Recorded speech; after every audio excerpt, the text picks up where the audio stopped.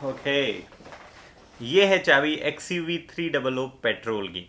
जब हम गोवा में थे तब हमने XUV 300 सिर्फ डीजल वेरिएंट चलाया था और बहुत ज़्यादा डिमांड आई थी आप लोगों की कि 300 पेट्रोल का एक वीडियो जो है, इम्प्रेशंस या रिव्यू जो है वो चाहिए, और काफ़ी लंबे टाइम से अवेलेबल नहीं हो पा रही थी। लेकिन अभी मैं पिछले 2 दिनों से चला रहा हूँ XUV 300 पेट्रोल, और देखते हैं कि कैसी है ये गाड़ी, मेरे क्या इम्प्रेशंस है वो मैं आपके साथ शेयर करता हूँ। तो चलते हैं। तो क्योंकि मैं ऑलरेडी एक डीजल का डिटेल्ड वीडियो बना चुका हूँ, तो फीचर्स वगैरह सब जो है आप उस वीडियो से देख सकते हो, आई बटन में दिया होगा। इस पर्टिकुलर वीडियो में सिर्फ बात करेंगे पेट्रोल में क्या क्या अलग है। इंजन भी आपको दिखा देता हूँ, वो अलग है, बाकी बाहर से सेम है, और फिर सीधा अंदर चलते हैं। ये एक 3 सिलेंडर टर्बोचार्ज इंजन है।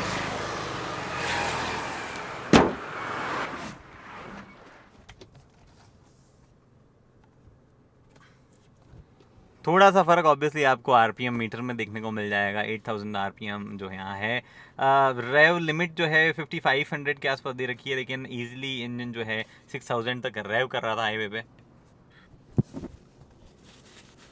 तो अब सीधा मुद्दे पे चलते हैं और बात करेंगे उन चीज़ों की जो कि पेट्रोल में अलग हो सकती है, जैसे कि माइलेज, परफॉर्मेंस, एसी का रिस्पांस, इंजन का रिस्पांस, क्लच, गियर बॉक्स, इन सब चीज़ों की। बाकी अगेन अगर आपको फीचर्स देखने हैं तो वो XUV डीजल वाली वीडियो देख लीजिए, उसके हिसाब से सब सेम है, फीचर्स कोई फ़र्क नहीं है।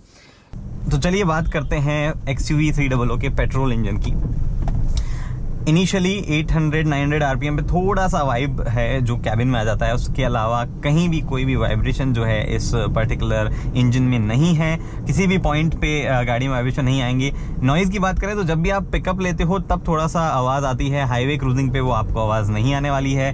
तो NVH वगैरह के लेवल में इंजन जो है अबव एवरेज है, जो कि एक अच्छी चीज़ है।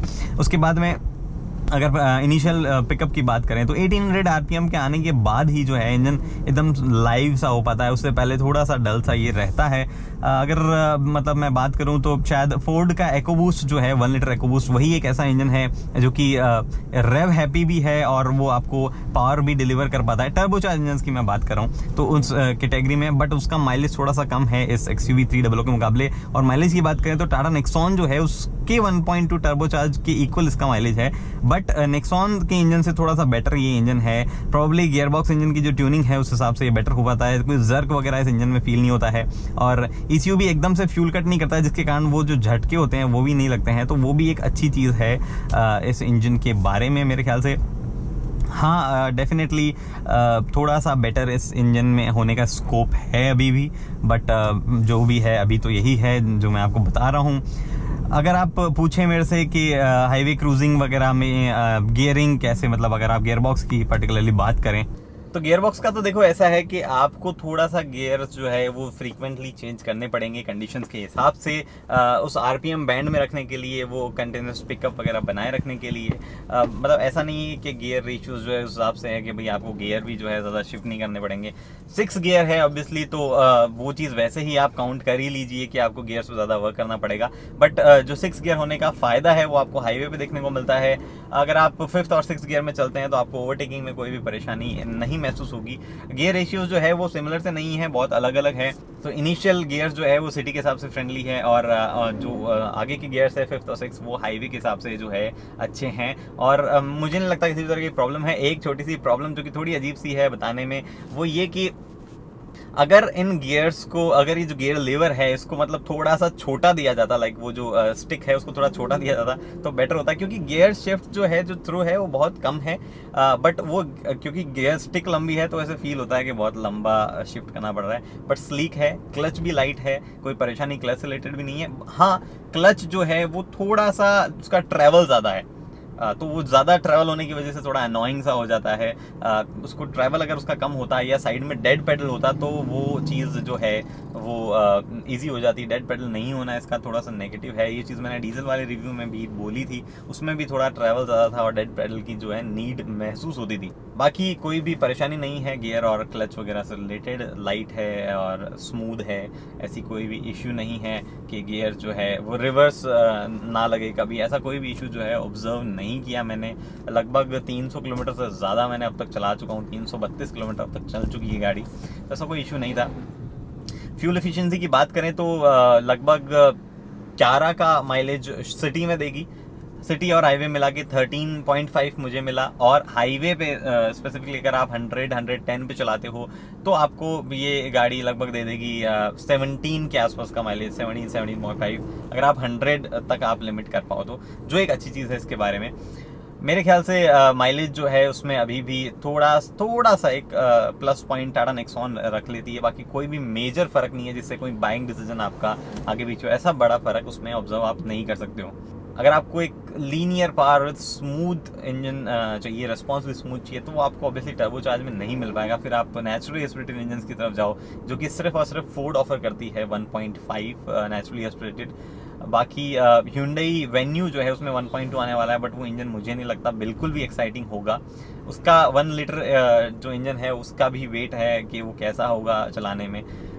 मेरे ख्याल से अगर आप देखो तो ओवरऑल पेट्रोल से ज़्यादा बेटर जो है XUV 300 डीजल में एक्साइटिंग लगती है, और प्राइस डिफरेंस भी उतना ज़्यादा नहीं है कि आप रिकंसिडर करो कि हमारी रनिंग वगैरह ज़्यादा नहीं है, काइंड ऑफ वो चीज़। तो अगर आप देखोगे, अगर आपको XUV 300 ही लेनी है और अगर आप फिर इंजन ऑप्शन के बारे में सोचते हो, तो मेरे ख्याल से आप जो है डीजल के साथ जाओ, वो एक बेटर चीज़ है। थोड़ी सी बात एसी से रिलेटेड भी कर लेते हैं। यूजुअली थोड़ा सा डिफरेंस ही रहता है पेट्रोल और डीजल की एसी पे, क्योंकि compressor usually company same use करती है, बट स्टिल आप लोग सवाल पूछते हो तो बता दूं, एसी एक्चुअल में बहुत अच्छा है, just like the diesel one. गाड़ी अगर खड़ी है या ट्रैफिक में भी मूव कर रही है तो किसी भी तरह का एसी का जो है कट ऑफ नहीं होता है, और कंटिन्यूसली जो है कूलिंग देता रहता है, जो कि बहुत अच्छी चीज़ है। टेम्परेचर अभी 44 डिग्री है, हालांकि शाम हो चुकी है, 5 बज चुकी है, बट अभी 44 डिग्री है और मुझे कोई प्रॉब्लम नहीं है एसी से। इनफैक्ट अभी ब्लोअर की स्पीड 1 पे है और एसी जो है 22.5 की टेम्परेचर पे सेट है, और मुझे कोई दिक्कत नहीं हो पा रही है। ब्लोअर स्पीड कम इसलिए रखता हूँ क्योंकि रिकॉर्ड करते वक्त जो है परेशान रहती है। हाँ, अगर आप सनरूफ का इस्तेमाल करेंगे तो डेफिनेटली बहुत ज़्यादा हीट जो है गाड़ी में रहेगी, और फिर तो कैसा भी एसी हो वो नहीं कर पाएगा। ऑब्वियसली ग्लास एरिया जो है वो काफ़ी ज़्यादा है, तो एसी का पावरफुल होना भी ज़रूरी है। थोड़ा सा डीजल वाला नेचर इसका रहता है, मतलब उतना रैव हैप्पी नहीं है, और ये चीज़ मैंने महिंद्रा के साथ देखी है। उनका कोई भी पेट्रोल टर्बोचार्ज जो है, चाहे वो XUV का लो चाहे ये लो, ऑन पेपर वो बहुत ज़्यादा, हाँ मतलब पावर परफॉर्मेंस में टॉर्क वगैरह में हाई रहते हैं, बट मतलब वो डीजल जैसा ही ज़्यादा बिहेवियर रखते हैं, और थोड़े से स्लो है रेव में।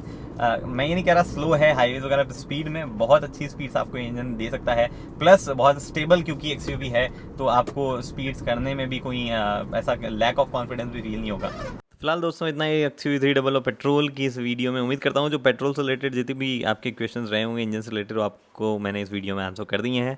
अगर आपको बाकी फीचर्स वगैरह के बारे में जानना है तो आप आई बटन में दी हुई वीडियो जो है डीजल वाली वही देख सकते हैं, क्योंकि ऑलमोस्ट सब चीज़ें सेम है, और जो भी डिफरेंस थे वो मैंने यहाँ पर बता दिए हैं। और कोई अगर आपके सवाल हो तो कॉमेंट सेक्शन में लिख सकते हो, और इंस्टाग्राम पर फॉलो करना मत भूलना। बाकी तो बस इतना ही है। वीडियो पसंद लाइक शेयर सब्सक्राइब कर सकें। अगली वीडियो तक के लिए दोस्तों हेलमेट पहनिए, सीट बेल्ट पहनिए, सुरक्षित चलिए। धन्यवाद।